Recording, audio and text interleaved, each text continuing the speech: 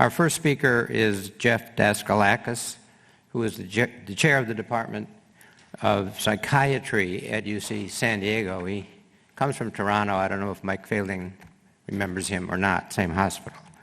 He is an invited lecturer around the world and has won many teaching and best paper awards. He has over 480 original papers. Jeff is one of the world's leaders and early users of transcranial magnetic stimulation and magnetic seizure therapy. His emphasis is on depression and anxiety, which is what many spine patients experience pre- and post-op, and he'll be addressing that in a minute. His focus is basic and multi-centered translational research with over $60 million worth of grants, and he is, despite that, clinically very active. In addition to getting NIH grants, he also serves on NIH committees, some as chair. Remember, this is a Canadian running committees for the NIH. And he also has grants and works on equivalent committees for the Canadian government. As chair of the Department of Psychiatry at UC San Diego, he is a problem solver, not a whiner, so the chairs here will appreciate that. He was my last hire before COVID. Jeff and his wife have a home outside of San Diego proper where they raise chickens and fortunately share the eggs. Jeff? Thank you very much, Dr. Garfin. It's a pleasure to be here. I've never presented to orthopedic surgeons before. Some people say I look like an orthopedic surgeon, and I can tell you that in terms of the time that I've been allotted, I'm a psychiatrist, so it may take up to 6 hours to complete my talk. Hopefully I'll get it done sooner. So we're talking about pre- and post-op considerations for psychiatric illness. These are my disclosures. As Dr. Garfin mentioned, I have been supported, received generous support through various philanthropic and federal agencies. I also am on the Scientific Advisory Board for BrainsWay and have received research support from MagVenture and BrainsWay to conduct clinical trials. So you're all familiar with the cases like this where a patient comes in, they are experiencing severe psychiatric illness, they look profoundly depressed, and yet there's no overt psychiatric history in their background, there's no family psychiatric history in their background, and yet they don't look like the same person. And trying to understand what underlies the psychiatric diagnosis is something that confounds most clinicians. So psychiatric symptoms, as you know, are common. They're very commonplace in general. 1 out of every 5 people on Earth experiences psychiatric illness. And oftentimes, regrettably, those psychiatric symptoms translate into suicidal ideation, depression, and sometimes their demise from suicidality. We see, as Dr. Garfin mentioned, I'm often on inpatient wards. I cover consult liaison psychiatry, see patients with depression, with agitation, disorientation, hallucinations, etc. In the context of medical treatment. And so psychiatric disorders are commonplace in the medical setting. In fact, psychiatric disorders are probably one of the leading causes of prolonged hospitalization, disability, persistent symptoms, difficulty recovering. Delirium is commonplace, and upwards of 30% of patients in an ICU setting experience delirium. My father, when he was ill years ago, was in a hospital bed, and despite the fact that I was a psychiatrist, and despite the fact that I was a psychiatric expert in hospitalization medicine, I didn't appreciate how confusion can manifest, and it's sometimes overt to the point where people are clearly confused and experiencing hallucinations, and sometimes it's very covert and subtle, and it's hard to disentangle what is actual psychiatric symptomatology versus just what they're experiencing as a result of prolonged hospitalization. So psychiatric disorders are common, but only a subset of patients with psychiatric disorders are identified. Oftentimes, patients have severe medical illness, sepsis, comorbidities, fever, pain that really is top of mind and front and center for psychiatric patients, and their psychiatric symptoms aren't typically evaluated or properly evaluated. So much so that only between 1% and 10% of patients actually receive a psychiatric diagnosis when they're experiencing psychiatric symptoms. Importantly, also, that CL psychiatry is relatively underdeveloped. There are some centers that do exceptional work in this area and some centers that really struggle to find specialists in consult liaison psychiatry so that they receive timely care. Delirium is common. As I mentioned, it can affect about 10% of patients on a general medical floor and upwards of almost 90% of patients in an ICU setting or in a post-operative presentation. And so it's important to keep in mind. What is delirium? Well, it's at its core a disturbance of consciousness, a disturbance of cognition. And it's real easy to ascertain whether or not patients are delirious. Just ask them where they are, who they are, and in the environment that they're in. And then, if you want to take it a step further, it's as simple as asking them some relatively easy mathematical, memory, questions that are fairly commonplace, fund of knowledge type of questions, where most people should be able to address. 90 or 100% of people should be able to answer those questions, and yet delirious patients really struggle with those types of questions in being able to effectively answer. Importantly, there is, by and large, a common underlying medical etiology to explain, but oftentimes it's hard it's easy to explain, it's hard to identify what that medical etiology is. So we have this acronym called I Watch Death, and it was an acronym that I used. It's a fairly morbid acronym, obviously, but it was an acronym that was present when I was in medical school back in the early 90s, and it's still an acronym that is germane and can be used to remember what the etiological underlying etiological underpinnings of delirium are. You can read what the acronym stands for, and I do not want Apple Music, no matter what it's forcing me to do. Oh, you're not seeing that, but I'm seeing that. I don't know if there's a way of getting rid of Apple Music. Thank you. So I Watch Death. Again, a morbid acronym, but something that nicely encapsulates what the underlying etiology of delirium. Well, medications. I actually once had a patient who was taken off an airplane. He had a panic attack on the airplane. He claimed that he was having a heart attack. The airplane was forced to land, and they checked through his luggage as they were trying to address what was causing his presentation. And they found a big bag of medications, not dissimilar to what you see in front of you today, just filled with psychiatric medications. This guy was doctor shopping.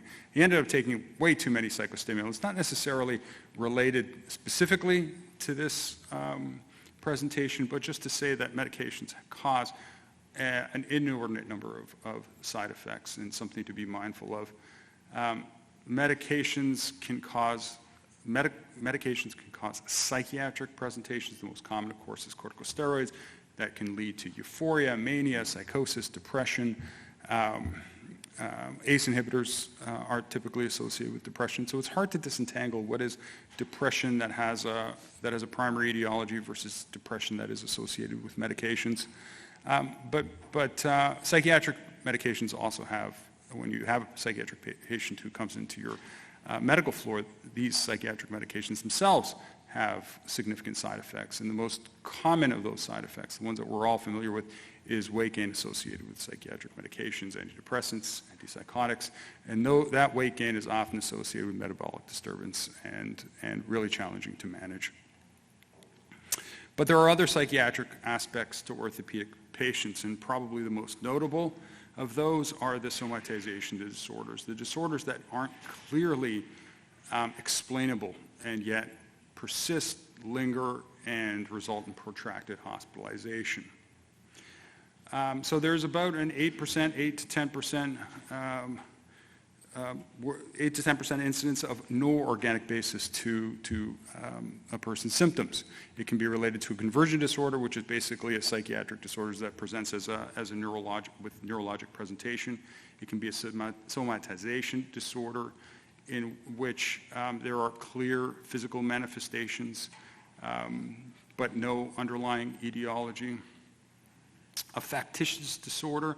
In factitious disorder, I had a real hard time wrapping my arms around when I was in medical school and a resident, but it basically amounts to someone who is presenting with medical symptoms to gain attention in the medical setting, and I think most of you are familiar with these types of patients. And then finally, malingering, and malingering is what we in the psychiatric community define as secondary gain. Primary gain is gaining for one's own psychological wellness, and secondary gain is gain that is secondary, maybe a financial, a patient who sues you for financial gain and is having persistent symptoms. Somatization is fairly prevalent, and you can see there that the prevalence is upwards of 8 to 10, sometimes even higher. As much as 40% of patients have oftentimes symptoms.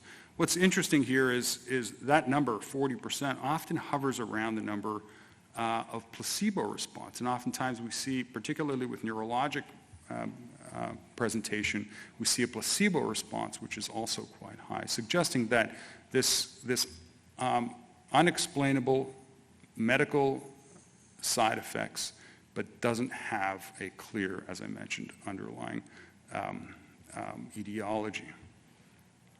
And the majority of patients benefit from psychotherapy, and psychotherapy is very effective for those patients. The challenge here is getting patients access to the psychotherapeutic care that they need.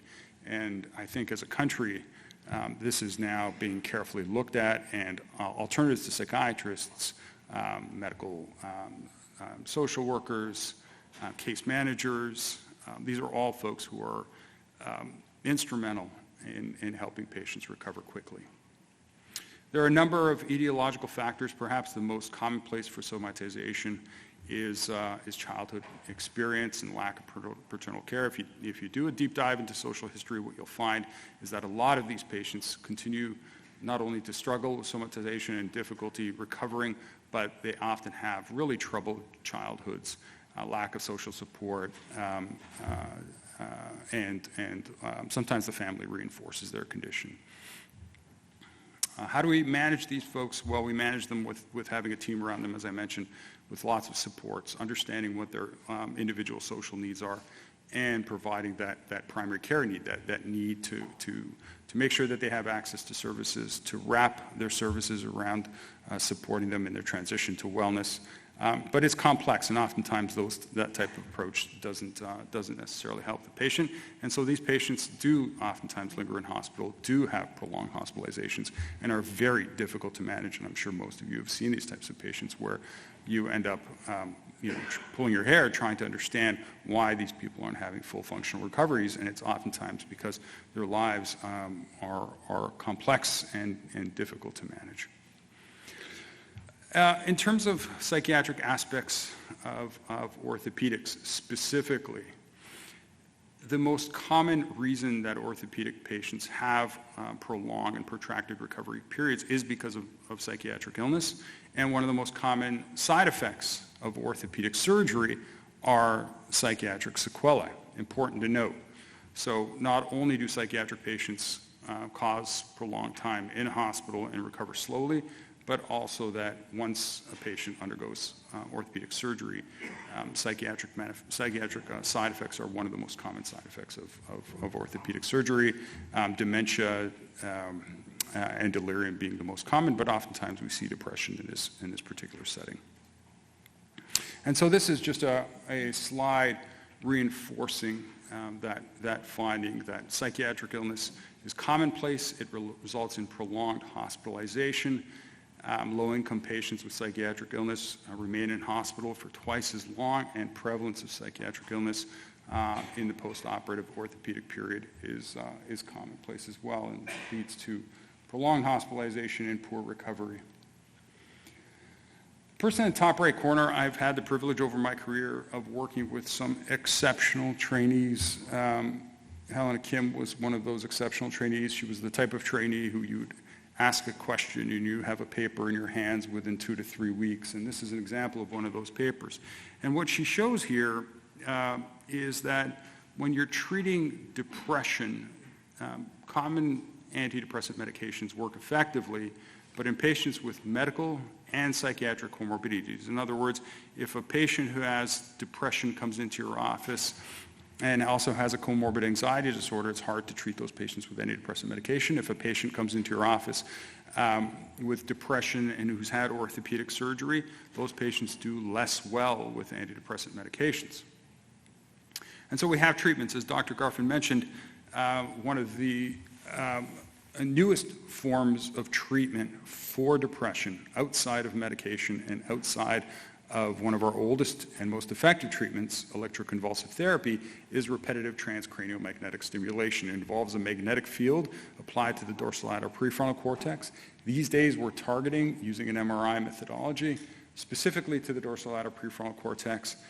And it induces neuronal depolarization, it induces neuroplasticity, and induces significant improvement in symptoms. This is one of the largest trials ever conducted in psychiatry. It was run out of Toronto with my friends and co-investigators, Dan Bloomberger on the top left and Jonathan Downer on the top right. And in this paper, which was published in Lancet in 2018, what we showed was this very effective treatment that lasts only 3 minutes can safely treat patients. 3 minutes a day for up to 4 weeks can safely treat patients with depression when medications fail. What the advantage of treatments like this in the context of orthopedics is one day I really do hope these are portable machines. You can wheel them from room to room. And our hope is that we can then translate this into the post-operative setting where patients are experiencing depression, having prolonged hospitalization. And in fact, most recently, there was a lot of attention being paid to this new treatment that is an evolution of transcranial magnetic stimulation called SAINT. I won't tell you what the acronym stands for, but it's basically a week's worth of treatment, and upwards of 70 to 90% of patients are cured of their depression within 1 week of treatment when you're delivering it in an accelerated way. But in this particular trial, we showed that 50% of patients had a response, and a third of patients had remission. That is, no depressive symptoms after 4 weeks of stimulating the brain. This is a very effective treatment for patients with medical illness who have comorbid psychiatric presentation. Just to wrap up, CL Psychiatry has an incredibly important place on medical floors. Oftentimes patients have comorbid psychiatric conditions, both in relation to the post-operative period, but also they come in with psychiatric illness that leads to prolonged hospitalization. Their presentation is complex. We're not asking orthopedic surgeons to be psychiatrists, but once you identify psychiatric symptoms in that cohort of patients, it is important to reach out to CL because time after time, what we see is a significant lessening of the comorbidity of the patient and a significant shortening of length of stay. So in conclusion, orthopedic surgery is associated with considerable comorbidity, specifically depression. Dementia and depression account for prolonged hospitalization and hospital stay. Medications have limited efficacy. Important to note that antidepressant medications that we use every day on our medical floors may not necessarily work, and the reasons are complex. So there may be new advances in care that psychiatrists will have access to, and I hope one day we'll be able to work interchangeably between orthopedics, other surgical specialties, and psychiatry to help these patients and help them not only recover from their post-operative period, but also help them in their day-to-day lives. And I don't want to underestimate the power of psychotherapy in this population. These teams are built around subject matter experts who are extraordinarily effective at introducing psychotherapy to patients who are on medical floors that can also help accelerate their recovery. Thank you. It's an honor to present to you today, and I really appreciate the time.